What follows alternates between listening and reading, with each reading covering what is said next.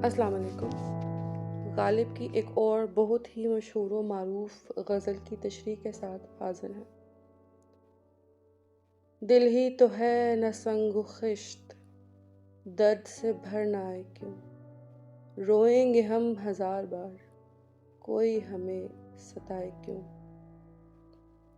سامعین، غالب کا ایک طرف انداز ہے کہ کسی کو دے کے دل کوئی نوا سنجے فغاں کیوں ہو، یعنی جب تہیہ ہی کر لیا ہے کہ سفر عشق اختیار کرنا ہے تو پھر نالہ و فریاد سے کیا مطلب، آہو زاری کا کیا مقصد۔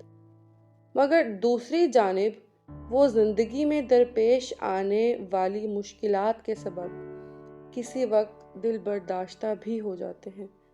محبوب کی جانب سے ملنے والی مسلسل چشم پوشی، احباب کی زندگیوں کے مسائل اور خود غالب پر گزرنے والے زندگی کے قہر۔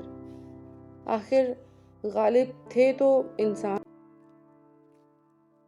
اور انسان کتنا بھی پتھر دل بننے کی کوشش کرے، آخر اس کا دل احساسات اور جذبات کا گھر ہوتا ہے۔ آخر وہ درد کے مارے دکھتا ہے، تکلیف محسوس کرتا ہے۔ تو غالب بھی اپنے لیے یہی گنجائش پیدا کر رہے ہیں کہ میرا دل ہے، کوئی پتھر یا اینٹ نہیں کہ اس پر زندگی کی ستم ظریفیوں کا کوئی اثر نہ ہوگا، اس پر زندگی مسلسل مصائب کی چوٹیں لگائے گی اور اسے کوئی گزند نہ پہنچے گی۔ نہیں، یہ بھی آخر دل ہے، سب انسانوں کے دل جیسا دل ہے، یہ بھی درد سے تڑپتا ہے، یہ بھی جذبات کو ایذا پہنچنے پر رنجیدہ ہوتا ہے۔ ہم غالب وزاداری کے علم بردار، ہم بھی روئیں گے، ہم بھی چیخیں گے، ہم بھی شور مچائیں گے، ہم بھی بتائیں گے کہ ہمیں بھی درد ہوتا ہے جب کوئی اپنا، کوئی پیارا ہمیں ستاتا ہے، ہماری آزمائش کرتا ہے۔ دیر نہیں، حرم نہیں، در نہیں، آستاں نہیں، بیٹھے ہیں راہ گزر پہ ہم، غیر ہمیں اٹھائے کیوں۔ سامن، محبوب کے گھر کو جاتا راستہ، اردو شاعری میں اس راستہ، اس راہ کا بہت ذکر ملتا ہے۔ عاشق حضرات محبوب کے دیدار کی خواہش دل میں سجائے اس راہ گزر پر بیٹھے محبوب کی آمد کا انتظار کرتے پائے جاتے ہیں کہ اس بہانہ محبوب کو دیکھنے کا موقع مل جائے گا۔ اور دوسری جانب رقیب، یعنی وہ دوسرا جو عاشق کے محبوب سے محبت کا دعوے دار ہے، اس کی کوشش رہتی ہے کہ عاشق اس راستے پر نہ رہے کہ کہیں محبوب کو اس کی حالت زار پہ ترس آ جائے اور وہ کہیں اس کی جانب نگاہ التفات ڈالنے پر رضامند نہ ہو جائے۔ تو غالب اسی پس منظر کے پیش نظر گویا ہے کہ ہم نہ دیر کے دروازے پر بیٹھے ہیں، نہ کعبہ کے سامنے، یعنی ہم کسی بھی مذہب کے ماننے والے کی کسی عبادت گاہ کے دروازے پر نہیں براجمان کہ ہماری وجہ سے عابدوں کو کسی قسم کی تنگی یا پریشانی کا سامنا ہو، اور نہ ہی ہم کسی بزرگ کے آستان کے رستے پر ہیں کہ وہاں آنے والوں کے لیے رکاوٹ ہو۔ ہم تو بیٹھے ہیں ایک عام سی راہ گزر پر، عام لوگوں کے راستے پر۔ ہمیں یہاں سے اٹھانے کا، یہاں سے ہٹانے کا کیا مقصد ہے؟ سامعین، غالب نے بڑے ہی کمال انداز میں محبوب کے گھر کے راستے کو ایک مقدس جگہ بناتے بناتے بالکل ہی عام اور معمولی شاہراہ کا معنی دے دیا ہے۔ بہت خوب۔ جب وہ جمال دل فروز، صورت مہر نیم روز، آپ ہی ہو نظارہ سوز، پردے میں منہ چھپائے کیوں۔ یہ شعر خالصتاً غالب نے اپنے محبوب کے حسن و جمال اور اس پر اس کی اداؤں و ناز نخرے کی مدح میں کہا ہے۔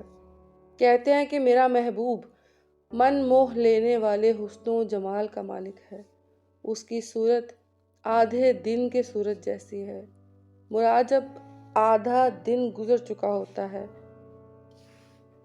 जैसे सूरज का सवा नेज़े पर आना जिसको कहा जाता है, जब सूरज सबसे ज़्यादा रोशन होता है, मेरे महबूब का चेहरा भी वैसा ही रोशन और मुनव्वर है। मेरे महबूब के सामने हर खूबसूरत नज़ारा मांद पड़ जाता है। गालिब ने लफ्ज़ सोज़ यानी जला देने का इस्तेमाल किया है। जिस तरह सूरज रोशनी देने के साथ साथ हरारत का भी मंबा है, उसी निस्बत से महबूब के चेहरे के रोशन और चमकदार जैसे वस्फ बयान करने के बाद गालिब ने यह भी फरमाया है कि उसका हुस्न अपने इर्द गिर्द के तमाम हसीन नज़ारों को जला देता है। ज़ाहिर है कि लग़वी मानों में नहीं जलाता, मगर मांद कर देने के, बेआबो ताब कर देने के माने में जला देता है। तो फिर मेरा महबूब ऐसे जमाल के साथ क्यों पर्दे में रहे? क्यों वो अपने हुस्न के जलवे ना बिखेरे? क्यों वो खुद को छुपा कर रखे? दुश्नाए गमज़ा जां सता, नावुके नाज बेपनाह, तेरा ही अक्से रुख सही, सामने तेरे आए क्यों। ये शेर भी पिछले ही शेर का तसलसल है कि जिसमें शायर ने अपने महबूब की महबूबाना अदाओं का बयान किया है कि मेरे महबूब के पास अपने आशिक को गिरफ्तार इश्क करने के तमाम हथियार मौजूद हैं। वो नाजो नखरा के हर तरह के खंजर और तीरों से लैस है। मेरे महबूब की दिलरुबायाना अदाएं किसी की भी जान लेने के लिए काफ़ी हैं। उसके नाज और नखरा के तीर भी खासी तेज़ धार रखते हैं, जो अपने ठिकाने पर ऐन दुरुस्त पहुँचते हैं और कारी ज़रब लगाते हैं। ऐ मेरे महबूब, तेरा ये अक्स, तेरा ये अवतार तो हम गरीब आशिकों को ही नज़र आता है जो तेरे इश्क में कैद है। तेरा ये रूप है तो तेरा ही, मगर तू खुद इस से बेखबर है। तू नहीं जानता कि तू अपनी अदा में कितना जालिम है। कैदे हयातो बंदे गम असल में दोनों एक हैं। मौत से पहले आदमी गम से निजात पाए क्यों। गालिब का ये शेर बहुत ही ज़बान ज़द-ए-आम। इस शेर में मायूसी और तसल्ली दोनों का ही बयान है। कहते हैं कि जब तक इंसान इस दुनिया में मौजूद है, सांस ले रहा है, जिंदा है, उसे मुश्किलात और मसाइब, रंजो अलम से वास्ता रहना ही रहना है। सुकून और आसाइशे सुकून ये दुनिया में रहते तो नहीं मिल सकती, क्योंकि कैद हयात यानी हम जिंदगी की कैद में हैं। ये कैद काटनी ही काटनी है, और कैद भी कैदे बा मशक्क़त, और मशक्क़त यही है कि कैद के दिनों में गम काटना, मुसीबतों की चक्की पीसना। हाँ, जब इस कैद से आज़ाद हो जाएंगे, यानी जब कैद हयात के मुख्तस करदा दिन ख़त्म हो जाएंगे, मौत को गले लगा लेंगे, तब उम्मीद कर सकेंगे कि गमों और मुसीबतों से भी निजात मिल जाएगी। दूसरी तरफ हम इस शेर से समझ सकते हैं कि दुनिया आजमाइश की जगह है। यहाँ सऊबतों को काटना ही पड़ता है। हर एक के लिए ये सऊबतें मुख्तलिफ तो हो सकती हैं, किसी के लिए कम हो सकती हैं, किसी के लिए ज़्यादा हो सकती हैं, मगर इनके बगैर किसी की ज़िंदगी नहीं। इन सऊबतों के काटने का इनाम आखिरत में मिलेगा। हुस्न और उस पे हुस्ने ज़न, रह गई बुअल हवस की शर्म, अपने पे एतमाद है, गैर को आजमाए क्यों। मेरे महबूब को अपने हुस्न पर, खुद के हसीन होने पर इस कदर एतमाद और गुरूर है। वो अपने इन औसाफ पर बहुत नाज करता है। उसे यकीन है कि उसकी एक नज़र उसके आशिक तो क्या, किसी गैर पर भी पड़े تو وہ دل و جان نثار کر دینے کو تیار ہے۔ اس یقین اور اعتماد کے باعث میرا رقیب جو محض ہوس کا مارا ہے، اس نے جب محبوب سے اظہار محبت کیا تو میرے محبوب نے اسے پرکھنے کی زحمت بھی نہ کی کہ آیا یہ سچی اور پاک محبت کا اظہار ہے یا ہوس کی پیاس بجھانے کا اندیا ہے۔ میرے محبوب کو خود پر مان ہی اتنا تھا کہ اس کا حسن کسی کو بھی اس کا عاشق بنا سکتا ہے، جس باعث میرے رقیب کے اظہار کو بھی جواب مل گیا اور اس کے اظہار کی لاج رہ گئی۔ وہاں وہ غرور و عز و ناز، یا یہ حجاب پاس وسا، راہ میں ہم ملے کہاں، بزم میں وہ بلائے کیوں۔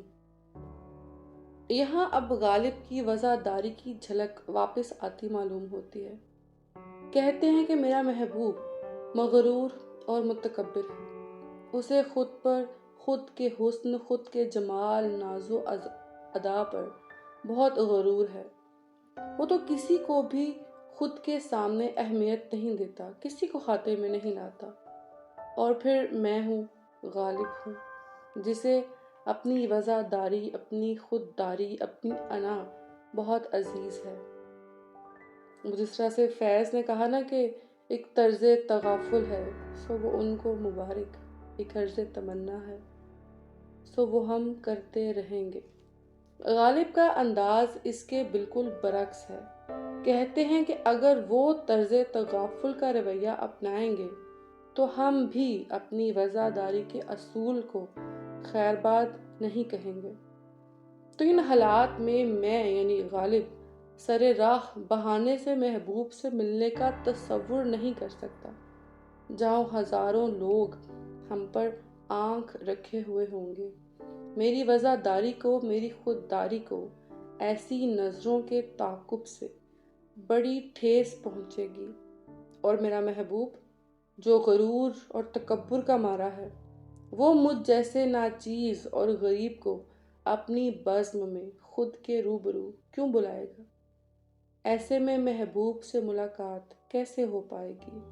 محبوب سے کس طور حال دل بیان کیا جا سکتا ہے؟ ہاں وہ نہیں خدا پرست، جاؤ وہ بے وفا سہی، جس کو ہو دین و دل عزیز، اس کی گلی میں جائے کیوں۔ غالب کے دوست یار، ان کے ناصح دوست خاص طور پر، انہیں ان کے محبوب سے متنفر کرتے ہیں کہ تمہارا محبوب تو اپنے غرور اور تکبر میں اتنا آگے نکل چکا ہے کہ اسے تو خدا ہی یاد نہیں رہا، وہ تو خدا سے بھی بے خوف ہو چکا ہے، اسے تو ہر دم بس خود کے حسن و جمال پر ہی ناز رہتا ہے، اور اس سبب وہ تمہاری محبت کی قدر بھی نہیں کرتا، تم سے بھی بے وفائی برتتا ہے، تمہیں بھی اپنے ظلم و ستم کا شکار بناتا ہے۔ تم ایسے محبوب کی محبت سے باز آ جاؤ جو نہ تو خدا کو مانتا ہے اور نہ اس میں تمہارے لیے کوئی درد دل موجود ہے۔